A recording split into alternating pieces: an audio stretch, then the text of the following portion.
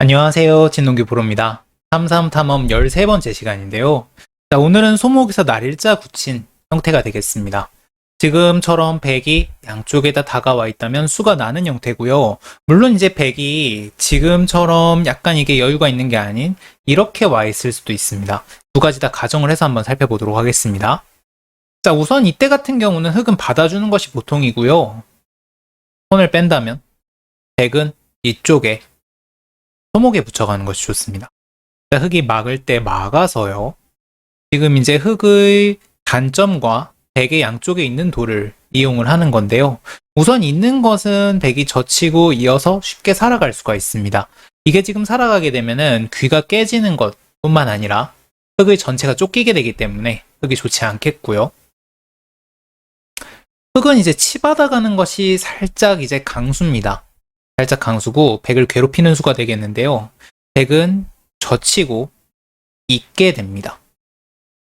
이때 이제 흙이 젖혀가면은 타협이 됩니다. 끊고 잡는 형태가 되는데요. 지금 이 형태는 이제 좀 이따 보실 형태에 비해서 흙이 좀 많이 당한 형태입니다. 백이 끊는 게 남아있고 그렇기 때문에 백이 실리로 상당한 이득을 본 모습이 되겠고요. 흙은 이게 싫다면 이쪽을 이어서 받아야 합니다. 이어서 받아야 하는데 이때 백은 여러 가지 방법이 있겠습니다만 가장 간명한 방법은 마치 나는 장문을 모르는 사람이야 라고 하는 것처럼 끊어가는 겁니다.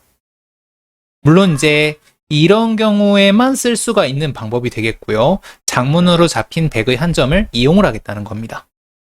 우선 안 잡으면 흙이 거꾸로 잡힐 거예요. 지금 이렇게 치는 것은 나가서 수상전이 안 됩니다. 이거 생각보다 수가 길고요.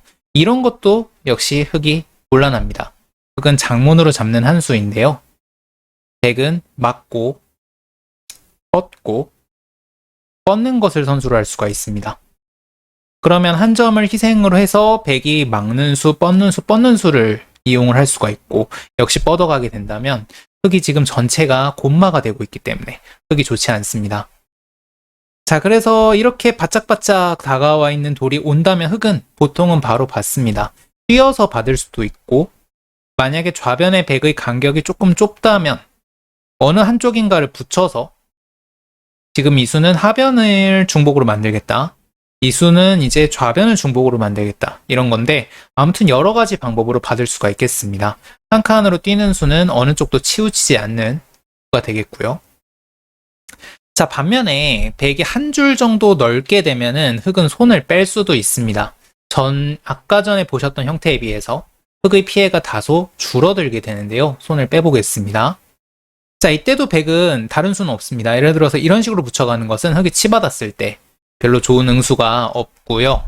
흙은 붙이는 게 아니라 백은 이쪽을 붙이고 막을 때 막아가야 합니다.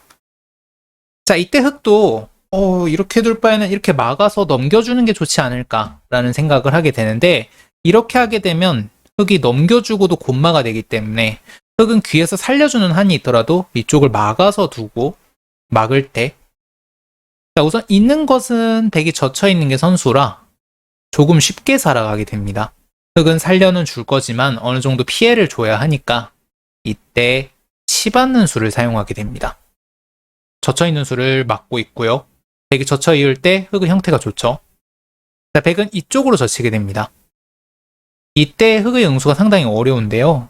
우선 막고 호구를 치는 것은 백이 젖혀가는 것이 급소가 되겠습니다. 굉장히 어려운 자리예요. 굉장히 어려운 자리인데요. 우선 흙이 이쪽을 지켜두는 것은 끊는 자리를 백이 이렇게 내려 빠졌을 때 젖힘 한 방으로 인해 일단 백은 넘어가는 게 생겨서 뒤가 걱정이 없고요. 그래서 흙이 당한 형태가 되겠습니다. 이 호구친 파워가 많이 퇴색이 되고 있는 모습이고요. 뒤로 호구를 치거나 하는 것은 강수인데 백이 끊어가는 수가 있습니다. 지금은 젖히는 수로 인해 흙이 일단 축으로 잡을 수는 없고요. 나가서 싸워야 하는데 아무래도 흙이 조금 곤란한 상황입니다. 물론 이제 흙이 경우에 따라서는 이거를 젖히고 끊을 때 이쪽을 쳐서 좌변을 몽땅 먹겠다라고 하는 경우도 실전에 가끔 나오는데요. 일단 좌변이 지금처럼 평화로운 상황에서는 흙이 하변이 죽으면 안 되니까 흙은 젖히고 호구 치는 수는 젖히는 수로 인해 약간 무리 될 가능성이 높습니다. 자, 그래서 흙은 이쪽을 가만히 젖혀가게 됩니다. 자, 백도 한 점이 죽는 게 아쉽다면 뻗어야 하는데 그때 젖히고 호구를 칩니다.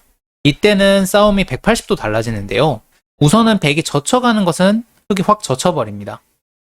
이교환이 들어가 있기 때문에 백이 끊을 수가 없죠. 백이 곤란합니다. 그렇다고 백이 빠지는 것은 이 젖힘 한 방을 두지 못했고요.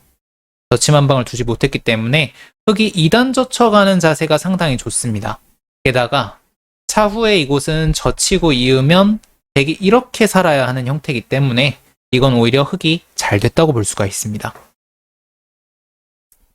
자, 백도 지금 이쪽을 젖혀서 이렇게 만들지 못했기 때문에 이건 당한 형태고요. 그래서 백은 흙이 젖혔을 때 손을 빼고 좌변을 넘어두는 정도가 되겠습니다. 자, 이때 백이 바짝 다가와 있을 때랑 기억이 나실까요? 지금 젖혔을 때 아까 형태는 여기에 있는 돌이 이렇게 아래로 한 줄 밀려 있었는데 지금은 한 줄 뒤에가 있기 때문에 흙이 미는 것을 선수로 할 수가 있고요. 두 점이 죽지 않기 때문에 집으로 약간의 차이가 납니다. 그래서 흙이 지금처럼 한 줄 여유가 있을 때는 이런 진행이 많이 나오게 됩니다. 자, 오늘 강의 정리해 보겠습니다. 20개의 날일자 고침도 백이 바짝바짝 와 있으면 수가 납니다. 다만 이렇게 되어 있을 경우에는 흙도 손을 빼는 경우가 많고요.